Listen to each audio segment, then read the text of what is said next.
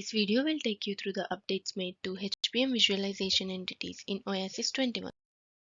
We have various dummy positioning tools in Oasys Primer, which can be used to position the dummies or human body models into a desired position for LS-DYNA analysis.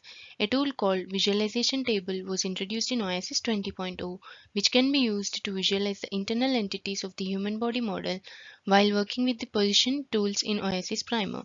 When you launch the visualization table, Oasys Primer automatically creates the visualization entities for the HBM. From Oasys 21.0, we can also have the customized visualization of the HBM entities while working with the simulation analysis results of the same human body model in Oasys D3plot.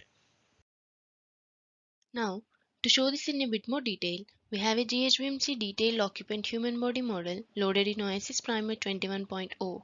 From Oasys Primer 21.0, the visualization table tool can write out the customized visual properties of the HBM entities in that table in the form of list of star group entities. These group entities are written out into a file with extension name .vis. The type of HBM entities that are written out into the .vis file can be selected from the available anatomy or assembly entities options.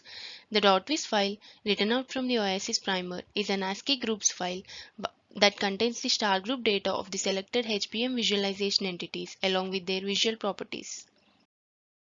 Now here we have the LS-DYNA positioning simulation results of the same GHBMC occupant model loaded in Oasys D3plot 21.0. Previously we had created a file with extension .vis for this model in Oasys Primer.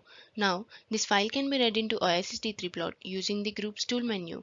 This creates a list of star group entities in Oasys D3plot along with the application of the visual properties of these groups onto the HBM in graphics area. It is also possible to visualize a particular HBM entity by performing an only operation from Groups menu. These group entities can also be loaded into the graphics area using the part tree.